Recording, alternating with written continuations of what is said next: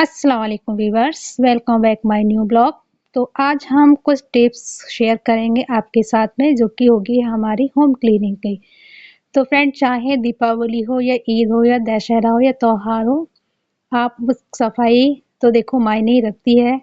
तो चलिए आज हम अपनी सफाई शुरू करते हैं बिना थके बिना रुके, क्योंकि सफाई ही तो हमारे घर की सबसे मेन होती है। आइए चलते हैं। तो सफाई के लिए सबसे पहले गलती की हम करते हैं कि हम एकदम से सफाई शुरू कर देते हैं और फिर हम थक जाते हैं।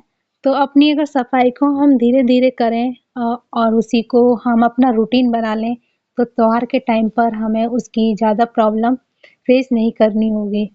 तो फ्रेंड, सबसे अच्छा है कि आप त्योहार आने से पहले थोड़ी-थोड़ी सफाई की शुरुआत कर दीजिए। जिससे क्या होगा कि आपकी सफाई आसान हो जाएगी। कभी किसी दिन स्टोर रूम को साफ कर सकते हो तो कभी किसी रूम को, और त्योहार आने तक आपका काम हो जाएगा। इससे क्या होगा कि ना आपकी तबीयत खराब होगी और ना ही आपका मूड खराब होगा, क्योंकि जब हम इतना सारा वर्क देखते हैं तो हम स्ट्रेस में आ जाते हैं, सोचते हैं अब कहाँ से शुरू करें और कैसे शुरू करें। तो बस आपको अपनी मूड को फ्रेश रखते हुए अपने घर को क्लीन करने के लिए जुट जाइए। तो देखिए व्यूअर्स, सफाई तभी आसान लगेगी जब आप अपने घर की सफाई आसान तरीके से रोज अपने घर की सफाई को करेंगे। घंटों रोज घंटों की सफाई बढ़ जाती है, जिससे आपकी झाड़ू लगाते समय डस्टिंग को करते चलना, और अगर जाले दिख जाएं तो आपको उनको भी साथ-साथ में निकाल देना। और अगर आपको सफाई करते समय इधर-उधर सामान बिखरा मिले तो उसको भी उसकी जगह पर रख देना, जिससे आपको सामान भी लेने में आसानी होगी और आपका सामान अपनी जगह पर रख भी जाएगा, जिससे आपका सामान भी होगा और सफाई भी हो जाएगी। सफाई किचन की सबसे पहले शुरू करनी चाहिए, क्योंकि उसकी सफाई में हमको थोड़ा टाइम लगता है और किचन तो हमारी सेहत का राज होता है, हम अपन को इग्नोर नहीं कर सकते, क्योंकि हम गृहिणी का सबसे ज़्यादा वक्त उसी में लगता है। किचन की सफाई करना, उनकी जगह पे चीज़ों को रखना, राशन पानी को देखना कि कहीं कोई हमारा खराब तो नहीं हुआ है। अगर कुछ खराब हो जाता है तो उसको हमें निकालना होता है, और कुछों को हमें धूप वगैरह भी दिखानी होती है, जैसे कि दाल है, मसाले हैं। अगर हमें उनमें मॉइस्चर वगैरह लग रहा है तो हम उनको भी धूप दिखा सकते हैं। किचन की सफाई करने ने से जैसे-जैसे हमारी किचन में सफाई होती है तो हमको उसे क्लीन भी करना रहेगा, क्योंकि किचन में हमें बहुत सारे काम करने होते हैं। कुछ डस्ट ऐसी चीज़ें होती हैं जिससे हमारी किचन में चिपचिपाहट भी पैदा हो जाती है, क्योंकि वहाँ पर ऑयली चीज़ें हम ज़्यादा बनाते हैं।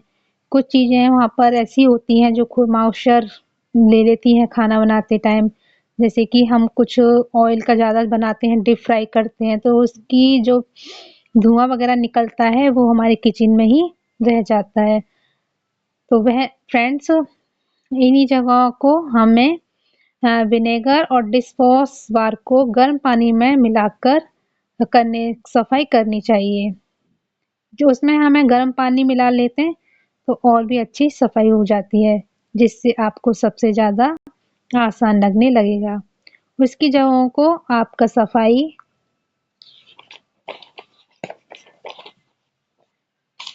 शुरू कर देनी चाहिए। फिर आते हैं अपने बेडरूम में।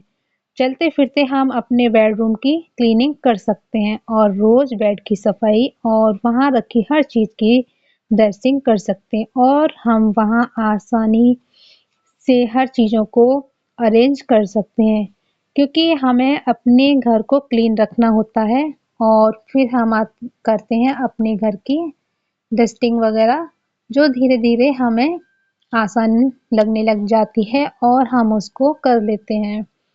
उसके साथ-साथ आती हैं जैसे बालकनी वगैरह, क्योंकि हम बालकनी वगैरह में देखते हैं कि प्लांट्स वगैरह भी लगे होते हैं, तो हमें वहाँ देखना है कि कुछ प्लांट्स अगर हमारे खराब वगैरह हैं तो हम उनको अलग निकाल सकते हैं, और उनकी जैसे लीव्स वगैरह खराब हो जाती हैं उनको भी हम अलग निकाल सकते हैं। और जब भी हम अगर जैसे प्लांट्स वगैरह में पानी वगैरह डालने जाते हैं तो वहाँ की सफाई भी हम रोज धीरे धीरे कर सकते हैं। इससे क्या होगा कि हमें एकदम सफाई करनी भारी नहीं पड़ेगी, और हम बिना थके हुए अपनी सफाई को कंप्लीट कर सकते हैं। उसके बाद फ्रेंड्स, जैसे कि हम अपनी किचन की सफाई के साथ अपने सिंक वगैरह का भी बहुत ध्यान रखना चाहिए, क्योंकि सिंक बर्तन वगैरह हम साफ करते हैं तो वहाँ पर कुछ जम्स वगैरह भी ऐसे रह जाते हैं जिनको हम नज़रअंदाज नहीं कर सकते। तो फ्रेंड्स, जैसे हमने अपनी सिंक को क्लीन वगैरह किया तो हम उसमें कभी कभी गर्म पानी से उसको धो सकते हैं, जिससे कि कोई भी हमारे जम्स वगैरह होंगे तो वो पानी गर्म पानी से ख़त्म हो जाते हैं।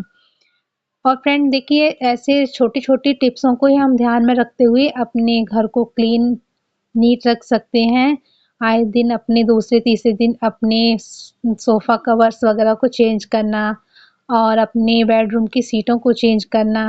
अगर हमारे कॉटन्स वगैरह भी लगे हुए हैं तो मंथली या फिर हम 6 मंथ में उनको हम निकाल के क्लीन कर सकते हैं। इससे क्या होगा कि जैसे हमारा अगर छोटा-मोटा कोई फेस्टिवल होता है तो वो हमें ज़्यादा गंदे नहीं दिखते और हमारी सफाई भी दिखती है। तो फ्रेंड, इसी से हमें ये रहता है कि हम अपनी सफाई को ध्यान में रखेंगे और अपनी हर चीज़ को मैनेज करके चलेंगे, तो यकीन मानिए कि आपको सफाई करने में मज़ा आने लग जाएगा, और आप बिना थके, बिना रुके, बिना हड़बड़ाहट के अपने घर को नीट एंड क्लीन कर सकते हो। और कुछ चीज़ें ऐसी होती हैं कि जो वेस्ट होती हैं, जैसे कि हम कुछ बाज़ार से लाते हैं तो उनकी कार्टून्स वग़ैरह होते हैं और पॉलीथीन्स वग़ैरह होती हैं, सोचते हैं कि हमारे काम आएँगी, लेकिन 99% वो हमारे काम नहीं आती हैं और हम उनको रखते रहते हैं। तो फ्रेंड, ऐसे कचरे को भी हमें घर में एक्स्ट्रा नहीं रखना चाहिए। इससे क्या होता है, एक तो स्पेस घिरता है और दूसरा वो अच्छे भी नहीं लगते हैं। फिर हम सफाई करते हैं तो वही चीज़ें हमें बहुत ज़्यादा दिखने लग जाती हैं। और इसके साथ देखिए, आप सफाई के साथ-साथ अपनी सेहत का भी ध्यान रखिए, क्योंकि एकदम से आप निंजा टेक्निक मत आज़माइए कि हाँ, ये है, वो है, ये है, इसको कर लेते हैं, उसको कर लेते हैं।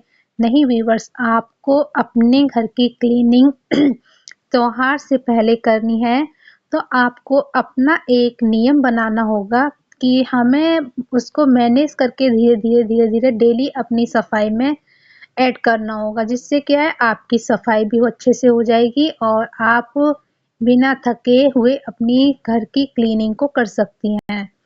तो फ्रेंड्स, बताइए आपको मेरा ये वीडियो कैसा लगा? आपको अगर मेरा वीडियो थोड़ा-सा भी अच्छा लगा हो तो please, please, please like, subscribe ज़रूर कीजिएगा, और मिलती हूँ नेक्स्ट ब्लॉग में। तब तक के लिए अल्लाह हाफ़िज़।